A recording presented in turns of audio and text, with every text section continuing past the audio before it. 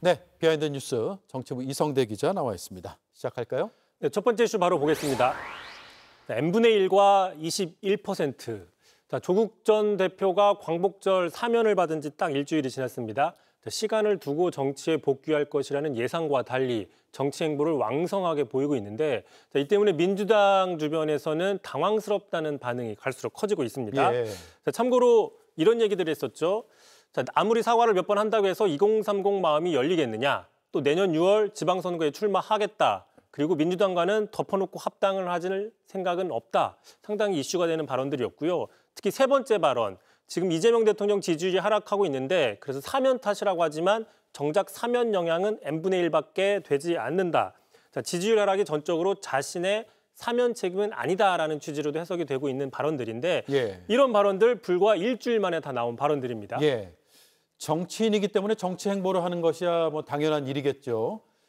그런데 사면 되자마자 활동을 많이 하다 보니까 민주당 측에서 당혹스럽다는 반응들이 나오는 것 같아요. 그렇습니다. 조국 전 대표가 이 대통령의 지지율 하락이 n분의 1, 사면 탓은 n분의 1밖에 불과하다 이렇게 주장한 것과 달리 오늘 한 조사가 나왔습니다. 갤럽 조사를 보시면 이 대통령의 지지율은 더 하락을 했죠. 특히 그 부정평가 이유를 보시면 특별 사면이 21%로 다른 이유들에 비해서 상당히 격차가 큽니다.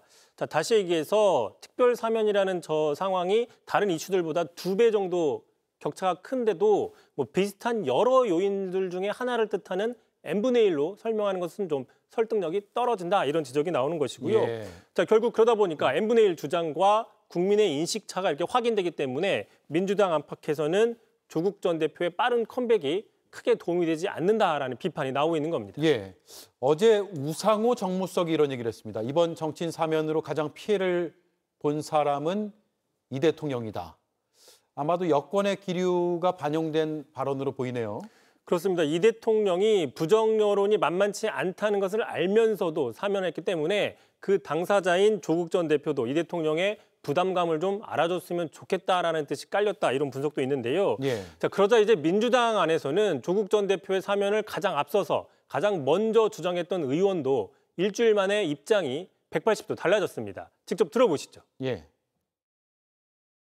나오자마자 마치 개선 장군인 것처럼 다음에 출마하겠다, 정치적 성과로 보답하겠다 뭐 이런 식의 메시지가 국민들의 공감 이런 부분에서 동의가 안 됐고 반성까지는 아니더라도 최소한 자숙하는 모습은 있어야 되는 거 아니었나라는 게 국민들의 좀 생각이. 특히 그 지도부에서도 잇따라 자제 좀 해달라는 주문이 나오고 있는데 어제였죠. 한준우 최고위원은 저 n분의 1 발언이 지금 당내에서 불편한 분들이 많다라고 얘기를 했고 오늘은 전현희 의원이 언론에 나와서 국민들이 지켜보는 만큼 더 겸허하고 신중한 행보를 부탁한다라고 얘기를 했습니다. 조국 전 대표는 오늘도 소셜미디어에 게시물을 여러 건 올렸죠. 주말에 문재인 전 대통령도 찾아가기로 했고 행보는 계속될 것 같습니다. JTBC 뉴스를 시청해 주셔서 고맙습니다. 저희는 저녁 6시 30분 뉴스룸에서 뵙겠습니다.